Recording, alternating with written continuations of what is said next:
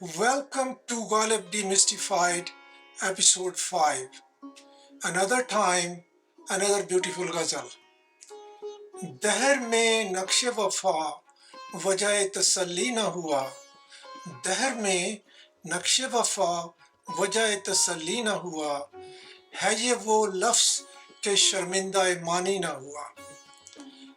Dahr means the world, everything good or bad. But the poet uses this word in this ghazal to magnify what is wrong with the world. The world has become a terrible place because fidelity or faithfulness has disappeared. People make promises, but they don't keep them.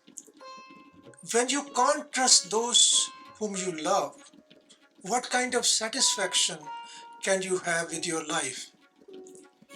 In ancient times, kingdoms were lost because someone had to honor one's word.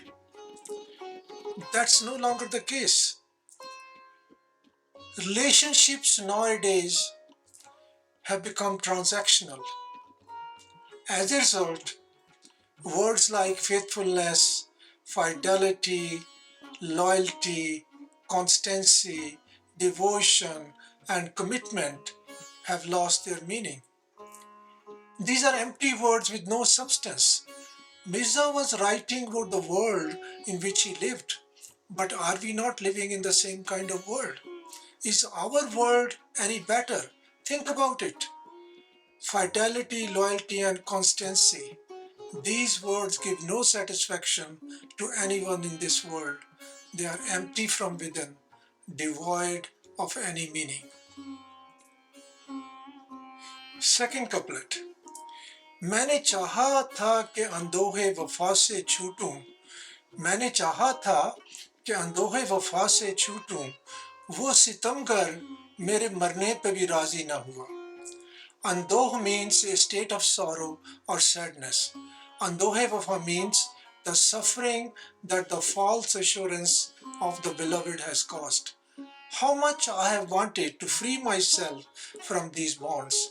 I repeatedly told her to give back my freedom. Please remove these chains of love. But she is a sitamgar, the one who likes to cause hurt and torment those who love her, and that is why she denied my request. There's another side to this equation. While the beloved might have reasons of her own for not doing what the lover wanted, we can't accept the lover's refrain at its face value. Even if the lover is released, where is he going to go? For him, there's no place other than her Ellie. So in the end, we can say that the lover is engaging in daydreaming. Love is the choice that a lover's heart has made. It is only death that can break this bond. I wanted to free myself from the sorrow of love, but my tormentor was not ready to let me go, even when I offered to die. Third couplet. दिल दिल गुजर गाहे ख्याले मैं वो सागर ही सही. दिल गुजर गाहे ख्याले मैं वो सागर ही सही. गर नफस जादाए सर मंजिल तकवा न हुआ. Dil guzar gahe khayal is a beautiful expression that means that the heart is a passage for imagination. There is a different proposition than the common belief that the mind or head is the source of all our thinking, including what we imagine. If the heart thinks about wine and goblet, that's its job. It is supposed to think about these things. And if I lead a life dictated by my heart, I don't practice abstinence. I drink and enjoy life.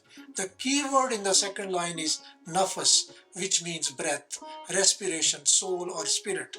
The poet does not take responsibility for what is happening, the kind of life he is leading. He says that you can blame it on my soul or spirit. The path of abstinence was not my path. I would not have achieved the desired result even if I had tried to follow that path. The heart is a passage for imagination of loving and drinking. The path of abstinence was ideal, but it was not made for me. It was not what my soul desired. Fourth couplet. हूँ तेरे वादा न करने में भी राजी कि कभी हूँ तेरे वादा न करने में भी राजी कि कभी गोश मिन्नत कश गुल बांगे तसल्ली ना हुआ. The beloved didn't make a promise. What kind of promise? Maybe to come and see the lover. It's a good thing that she did not make a promise. Otherwise, he would be waiting for a promise breaker, and that would be painful. That is why he is not complaining. Minnat Kash means that you are obligated to listen to someone make a false promise.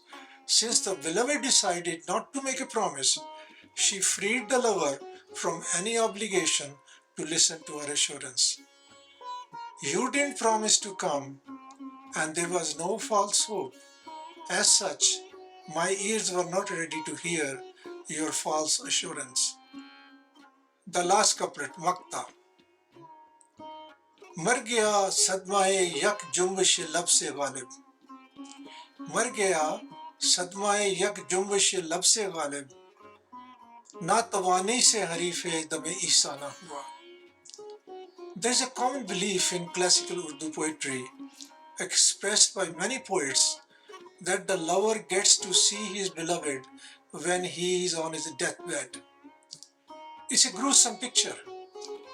Imagine you yearn for union all your life, and now the union is taking place, but at the same time, life itself is ending. What could be more tragic than this? The poet was dying when she came. She opened her lips to say something. The shock of seeing her stunning lips move was so intense that he could not take it and he died. This is a good way of dying, but it was death nevertheless. The patient had become so weak that even the breath of Jesus would not have saved him. The breath of Jesus is the same as that of the Holy Spirit or God. Just one movement of lips killed Ghalib. He was so weak that even the breath of Jesus could not have saved him. There is another couplet expressing the same kind of thought. मुंद गई खोलते आंखें गालिब, यार लाए मेरी बाली पे उसे किस वक्त. I wanted to keep my eyes open, but the death arrived and my eyes closed. What a pity that my friends brought her to my bedside when I was on my way out of this world. It brings us to the end of this episode. Our next selection will be बस के दुश्वार है हर काम का आसा होना, आदमी को भी मयस्सर नहीं इंसान होना. Life is full of challenges. Therefore, one must always be cautious about one's well-being. Reading Ghalib is pleasurable, and at the same time, it contains lessons about the philosophy of life. The companion volume for this program, The Treasure, is always helpful to keep by one's side for reading and reflection. Ghalib gives us a view of life that has all the attractions one could imagine, but he also keeps his feet on the ground and he never loses sight of the hardships that are always lurking in the shadow of our daily routines. Stay well, stay safe.